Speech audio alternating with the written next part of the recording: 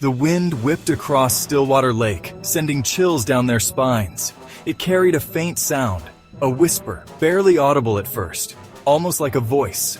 Did you hear that? They huddled closer, their breath misting in the cold night air. The bonfire crackled, a meager source of warmth against the growing darkness. The whispers grew stronger, slithering into their ears, their minds. What is that? It sounds like a name. They held their breath, fear tightening its icy grip. It was a name, spoken softly, urgently, a name they knew. Who's calling out to us? The group's eyes darted to one another, a silent question passing between them. Was it real, or just the wind playing tricks on them? Unease settled upon them like a shroud. They had heard the stories, the legends of Stillwater Lake, a place of whispers and sorrow, a place of sacrifice. This can't be real, it's just folklore, right? They had dismissed it all as folklore, mere ghost stories told to frighten. But now, faced with the undeniable chill in the air and the whispers that seemed to claw at their sanity, doubt gnawed at their courage. The town of Hollow Pines was a forgotten place, shrouded in perpetual twilight. Even during the day, the sun struggled to penetrate the thick canopy of trees that surrounded the town, and at its heart lay Stillwater Lake. Its surface was deceptively calm, reflecting the blood moon like a shattered mirror. The air hung heavy with unspoken secrets and a palpable sense of dread. The locals knew to avoid the lake, especially under the blood moon. They spoke of it in hushed tones, their faces etched with fear.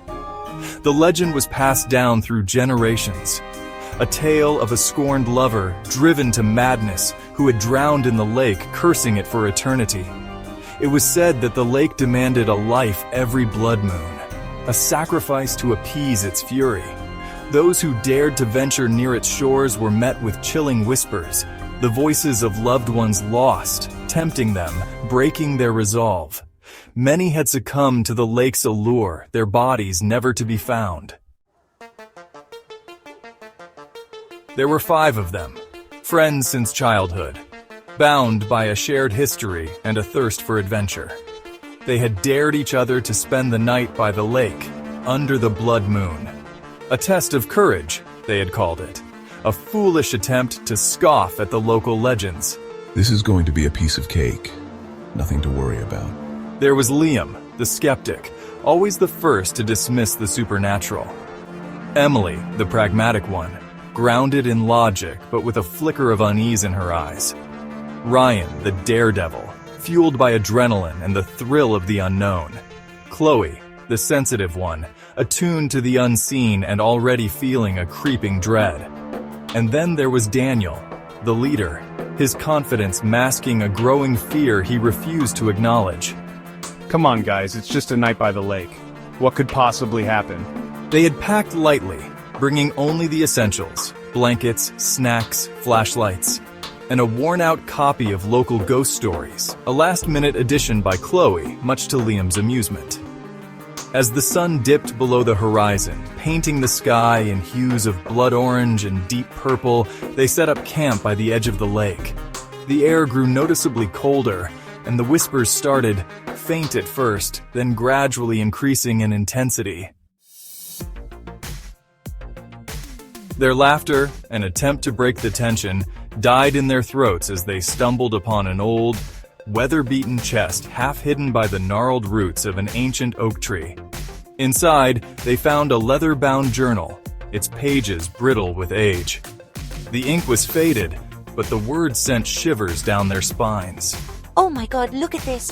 It's a diary, a chronicle of the lake's curse. It was a diary, a chronicle of the lake's curse. A warning scrawled by a desperate soul, consumed by the very darkness they now faced.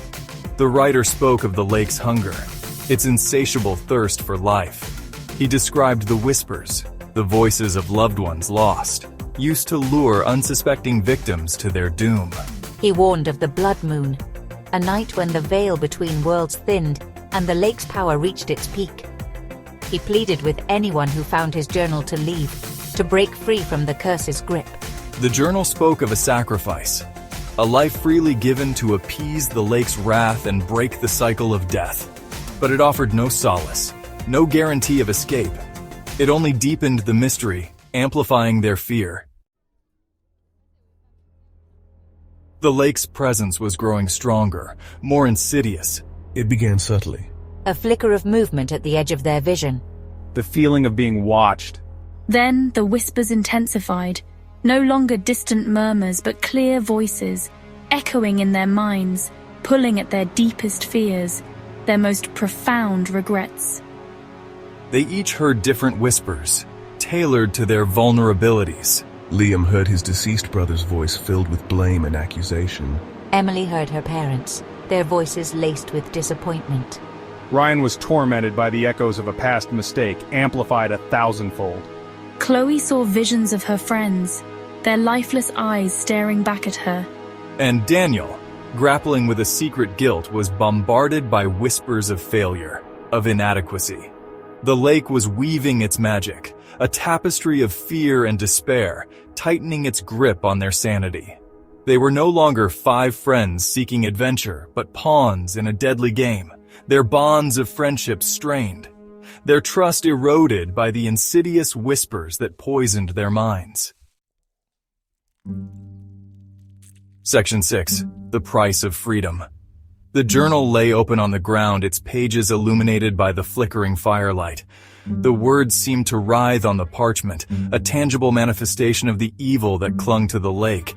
Their haven, once a symbol of warmth and camaraderie, now felt like a pyre consuming their sanity, their hope. The whispers reached a fever pitch, a cacophony of voices demanding, pleading, threatening. They were surrounded, trapped. There was nowhere to run, nowhere to hide. The lake demanded its due, a life in exchange for their freedom. The journal had warned them, but the reality of their situation struck them with the force of a physical blow. We were not prepared to die, not like this. Yet the lake's grip on us was relentless, its presence suffocating, crushing our spirits. We were running out of time. Section 7. A Sacrifice Made. The decision was made in the space of a heartbeat, a collective understanding born of desperation and terror. One of them had to die. There was no other way. They looked at each other, their faces pale and drawn, their eyes reflecting the firelight and the encroaching darkness within their souls. No one spoke, but the unspoken question hung heavy in the air. Who would it be? Silence stretched on, each tick of the clock a hammer blow against their sanity. Then, Daniel stepped forward, his face etched with a resolve they had never seen before.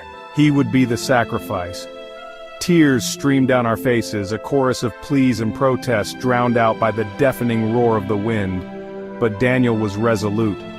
He walked towards the lake, each step heavy with the weight of our survival. He reached the edge, the water lapping at his feet, as black and cold as death itself. He took a deep breath, the whispers reaching a crescendo, a symphony of despair and acceptance. And then, he was gone, swallowed by the lake, leaving behind only ripples that spread outwards, disturbing the reflection of the blood moon. Section 8. The Whispers Remain. The silence that followed was deafening. The wind died down, the whispers faded, replaced by an oppressive quiet that seemed to hum with a life of its own. The remaining friends huddled together, their bodies trembling with shock and grief. They had survived, but at what cost? They had condemned their friend, their leader, to a watery grave. Guilt gnawed at their insides, a constant reminder of their sacrifice. Dawn broke, painting the sky in hues of pink and gold, but the beauty of the sunrise brought us no solace. We packed our belongings, our movements mechanical, our faces etched with a sorrow that ran deeper than words could express. As we stumbled back towards Hollow Pines, the weight of our experience pressing down on us, we couldn't shake the feeling that we were being watched. We could almost hear our names being called, carried on the faintest of breezes. The whispers had not ceased. They had simply found a new voice. Section 9. The curse endures. The curse of Stillwater Lake lived on, its hunger momentarily satiated but not extinguished. The blood moon, once a harbinger of terror, now served as a chilling reminder of the sacrifice made and the price of defiance. Life in Hollow Pines resumed its slow, melancholic rhythm, but the memory of that night lingered like a shadow. The lake remained a place of dread, avoided by the locals, its shores silent save for the whispers of the wind.